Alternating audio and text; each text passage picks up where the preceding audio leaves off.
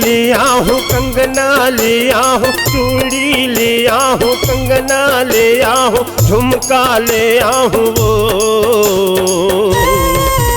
दिल माँ, ओ दिल माँ, दिल माँ बसे तेरानी डोली ले आहूँ, दिल माँ बसे तेरानी डोली ले आहूँ।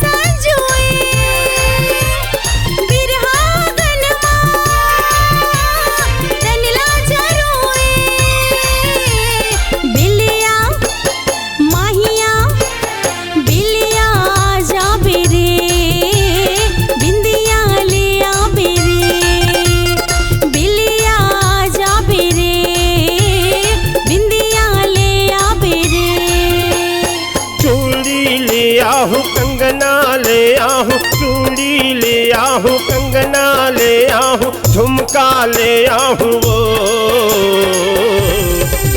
दिल माँ, ओ दिल माँ, दिल माँ बसे तेरानी डोली ले आहूँ, दिल माँ बसे तेरानी डोली ले आहूँ।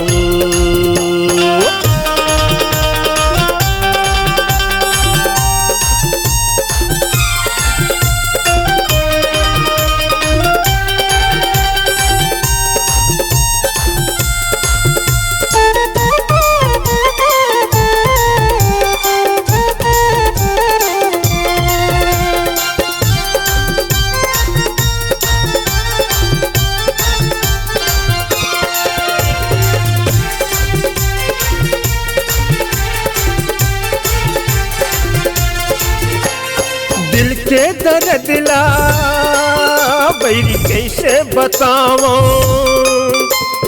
चीर करे जा कुल कैसे दिखाओ, अरे दिल के दर्द ला कुल कैसे बताओ, चीर करे जा कुल कैसे दिखाओ। गोरिया हिरिया गोरिया आ जाओ, बिंदिया लिया हूँ, गोरिया आ जाओ, बिंदिया लिया हूँ।